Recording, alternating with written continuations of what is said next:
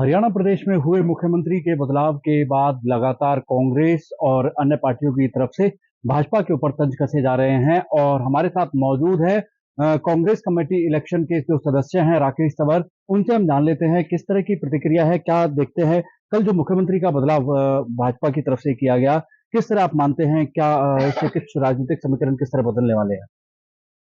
देखिए, राजनीतिक समीकरण तो क्या बदलेंगे। सबसे पहले मैं नायब सैनी जी को और पूरे मंत्रिमंडल को बधाई देता हूं कि चलिए, विदाउट पोर्टफोलियो ही सही, मुख्यमंत्री और मंत्री तो बनाया। और रही बात समीकरण बदलने की, इनके हालत पूरा देश जान चुका है, पूरा हरियाणा का जन बच्चा जानता है कि आज भाजपा अपना जनाधार खो चुकी है। जनाधार ऐसे नहीं खोया, अपने कर्मों से खोया है। जब भाजपा को पता था कि खट्टर साहब किसी काम के नहीं है, तो 9.5 साल तक लगातार हरियाणा के माथे पर एक कलंक क्यों रखा।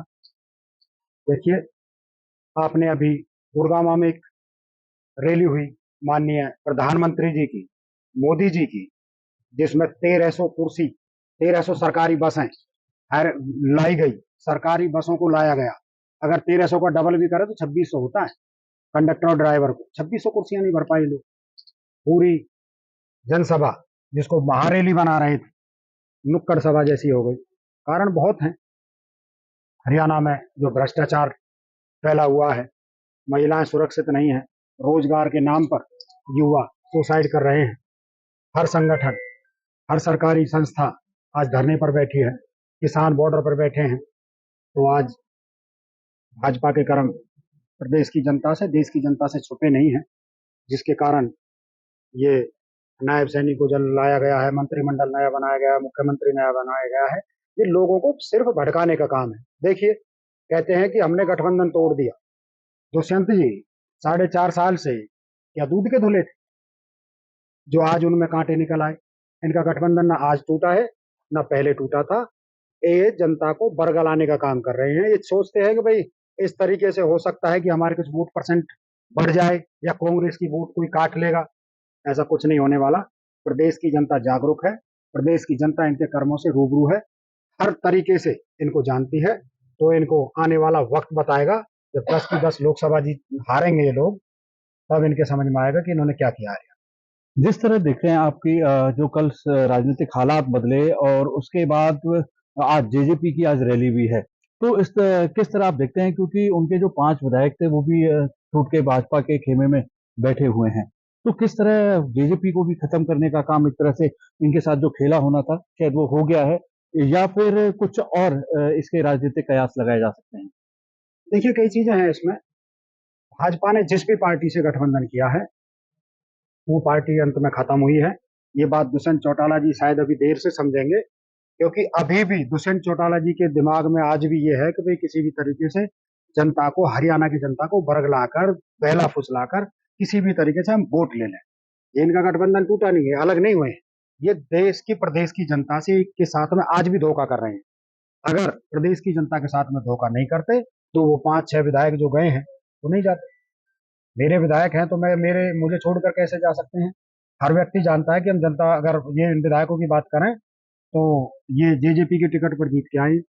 आज भी इन्होंने जो नोट्स निकाला है, वो ये कह रहे कि उसमें जाना नहीं। अरे आप जाओ, विरोध करो। अगर आप भाजपा के खिलाफ है तो विरोध विरोध करो, सीधा सीधा सरकार को गिराओ। लेकिन ये डरे हुए हैं। इन्हें पता है कि हम दोनों मिलकर हरियाणा को लूट सकते हैं, उसके अलावा कुछ नहीं।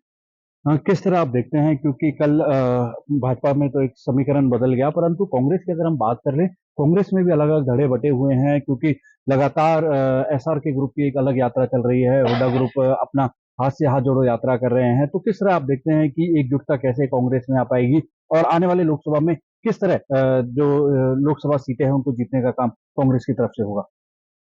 पंकज जी, आपने इस जैसे अभी गुटबाजी का नाम लिया। आपको कोई ऐसा आदमी है कि जो कांग्रेस को बढ़ाने की बात नहीं करता हो? मेरा अपना विचार हो सकता है कि मेरे विधानसभा से कोई और भी कैंडिडेट हो, तो वो अपने तरीके से लोगों से प्यार प्रेम मांग रहे हैं, टिकट मांग रहे हैं, तो इसका मतलब गुटबाजी है क्या? गुटबाजी नहीं है। हर कोई, चाहे एसआर के कहो, आप कुछ भी कहो, शैलजा जी हैं, हुड्डा साहब हैं, हर कोई पूरे हरियाणा में जो कांग्रेसी है वो कांग्रेस के लिए समर्थन मांग रहा है जनता से, प्यार प्रेम मांग रहा है और कांग्रेस की नीतियों को आगे लेकर जा रहा है। ऐसा कोई भी नहीं है कि भाई हम गुटबाजी में चल रहे हैं। हर कोई व्यक्ति ने, किसी ने भी कोई अलग से संगठन नहीं बना रखा। हर कोई व्यक्ति अपने अपने तरीके से, अपने अपने ढंग से कांग्रेस को बढ़ाने की बात करते हैं। आखिरी सवाल मेरा आपसे यही है, आप इलेक्शन कमेटी के मेंबर हैं और अभी तक टिकटों की घोषणा नहीं हुई है, किस तरह आप देखते हैं, क्योंकि आप लगातार मीटिंग्स ज्वाइन कर रहे हैं, किस तरह कब तक टिकट फाइनल होंगी और किस तरह जो आगे की रणनीति है वो तैयार की जाएगी? देखिए, हमारी तरफ से टिकटें फाइनल हैं और इन टिकटों के बंटवारे में भी आपने पूरी कमेटी के सदस्यों से आप बात करके देखिए, किसी तरीके की कोई कहीं कोई गुटबाजी नहीं है। सबकी सब आपस में राजी हैं कि भाई जिसको टिकट जानी है वो जाएगी। आला कमान जब तय करेगा वो घोषणा भी कर दी जाएगी। हमारे हरियाणा में ठीक है, अब ये है कि भाई हरियाणा में पूरा शोर है, पूरे देश में शोर है कि भाई कांग्रेस की जिसको भी टिकट मिलेगी वो जीत जाएगा। इसलिए हमारे कैंडिडेट हर विधानसभा में, हर लोकसभा में बहुत ज्यादा है, जिसको देखते हुए कि भाई किसी तरीके के कोई वो ना हो। और टिकटों का जल्द से जल्द अ, अभी घोषणा होने वाली है। हो सकता है कि संडे से पहले हो या थोड़ी बाद में हो, ये तो आला कमान तय करेगा। हरियाणा ने अपनी टिकटें तय करके आला कमान के पास। देखिए, कहीं न कहीं कांग्रेस की तरफ से भारतीय जनता पार्टी और जेजेपी को आज भी नसीहत देते हुए जो कांग्रेस के नेता हैं नज़र आ रहे हैं, क्योंकि जो गठबंधन कल टूटा था और उसके बाद भी कांग्रेस के नेताओं का कहना है कि आज भी वह गठबंधन अंदरूनी तौर पर बरकरार है। केवल लोगों को इस तरह का ढकोसला दिखाने के बाद जनता को गुमराह करने का काम दोनों पार्टियों की तरफ से किया गया है। कैमरामैन करतार के साथ नितिन शर्मा, इंडिया न्यूज़, पलवल।